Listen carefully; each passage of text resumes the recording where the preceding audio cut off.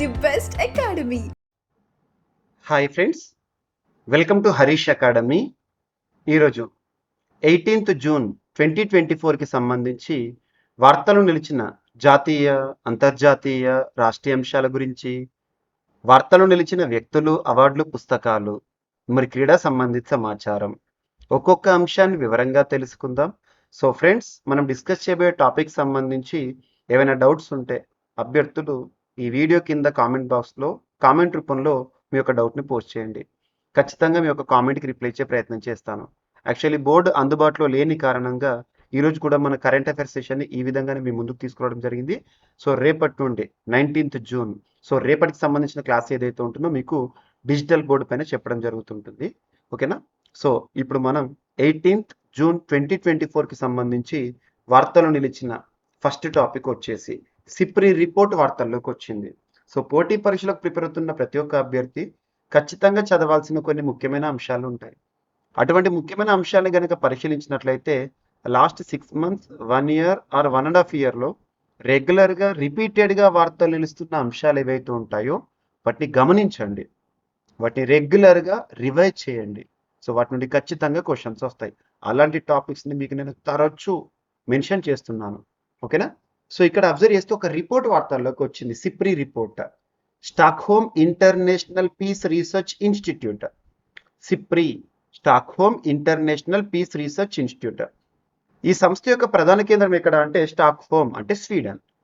So Sweden కేంద్రంగా పనిచేస్తున్న ఈ సంస్థ ప్రపంచంలో మిలిటరీకి సంబంధించి కానివ్వండి, అంటే సైనిక రంగానికి సంబంధించి, అణ్వాయుధాలకి సంబంధించి, లేదంటే సైనిక రంగంపై చేస్తున్న ఖర్చుకు సంబంధించి కానీ, ఇటువంటివి ఏ దేశం వద్ద ఎన్నెన్ని ఆయుధాలు ఉన్నాయి, ఎన్నెన్ని అణ్వాయుధాలు ఉన్నాయి, ఇటువంటి రక్షణ రంగానికి సంబంధించిన గణాంకాలతో కూడిన నివేదికను విడుదల చేస్తూ ఉంటుంది. So SIPRI. సో ఈరోజు కూడా సిప్రి ఒక రిపోర్ట్తో వార్తల్లోకి వచ్చింది. సో అణ్వాయుధాలకి సంబంధించి. సో ప్రస్తుతం ప్రపంచంలో అణ్వాయుధాల విషయంలో రష్యా కానివ్వండి, అమెరికా కానివ్వండి సింహభాగంలో ఉన్నాయి. అవేంటి ఇక్కడ చూడండి. ప్రపంచవ్యాప్తంగా పలు దేశాలు తమ రక్షణ కోసం పూర్తిగా అణ్వస్త్రాలని నమ్ముకున్నాయని SIPRI, Stockholm International Peace Research Institute వెల్లడించింది. ఏటా ఈ ధోరణి మరింత పెరుగుతోందని కూడా పేర్కొంది. అణ్వాయుధాలపై డిపెండెన్సీ పెరుగుతోందంట. అభివృద్ధి దశలో ఉన్న అణ్వాయుధాల సంఖ్య సైతం ఎగబాకిందని తెలిపింది. భారత్, పాకిస్తాన్ సహా 9 అణ్వస్త్ర దేశాలు గత ఏడాది తమ అణ్వాయుధాగారాలను ఆధునీకరించాయని వివరించింది. కొన్ని దేశాలు సరికొత్త అణుసామర్థ్య ఆయుధ వ్యవస్థలను మోహరించాయని చెప్పడం జరిగింది.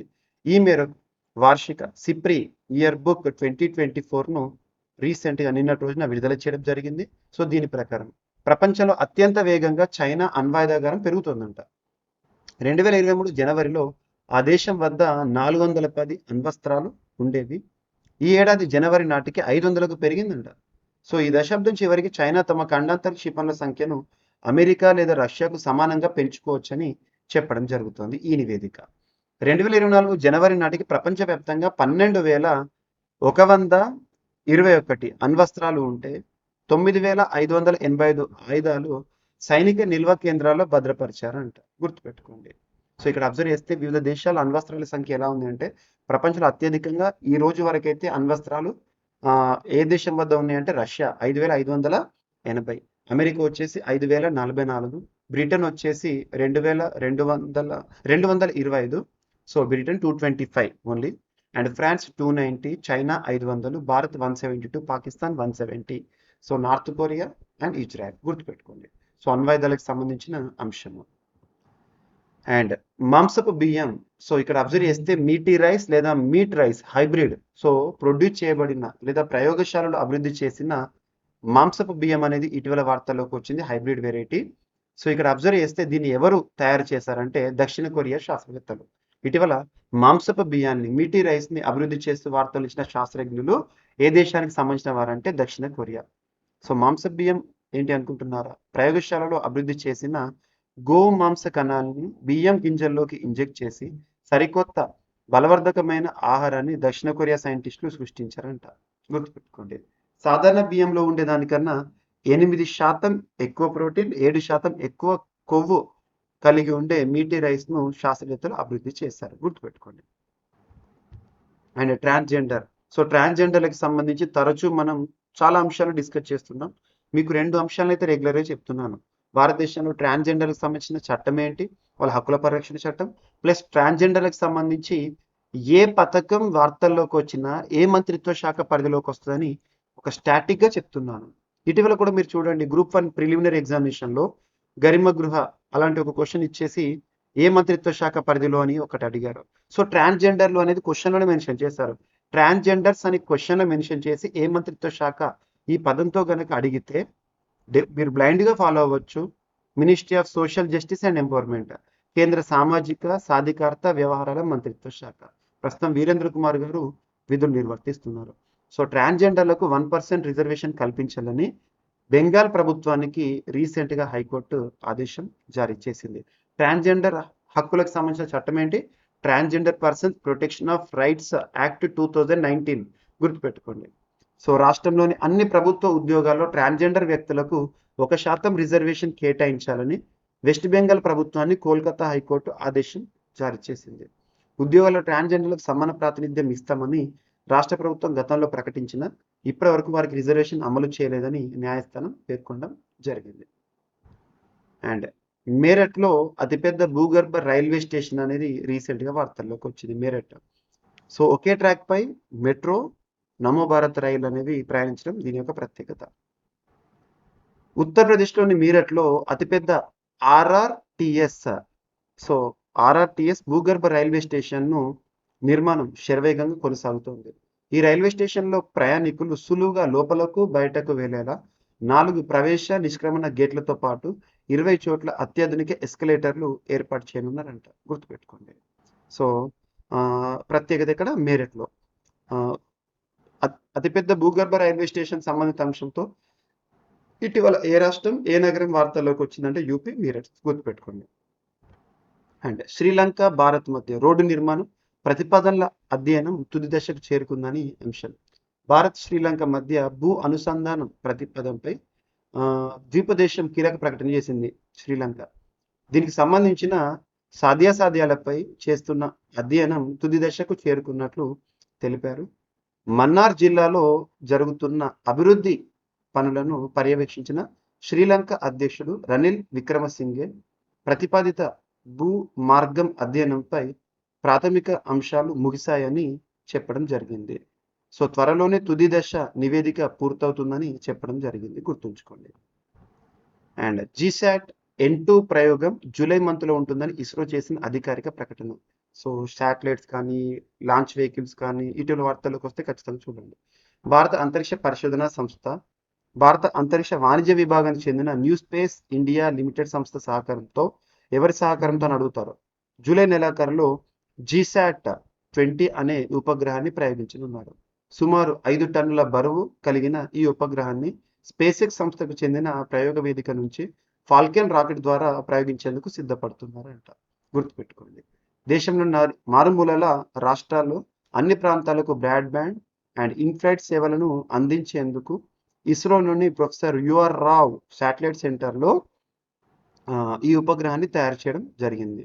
ఈ ఉపగ్రహం భూమికి 36 కిలోమీటర్ల ఎత్తులోని భూ స్థిర కక్షలో ఉండి 15 ఏళ్ల పాటు సేవలు అందించే విధంగా రూపొందించారు. ఇక్కడ నేను చెప్పిన గణాంకాల నంబర్స్ ఏవైతే నంబర్ చూడండి. కేంద్రం యుఆర్ఓ శాటిలైట్ సెంటర్ అని అది ఎక్కడ ఉందో గుర్తుపెట్టుకోండి.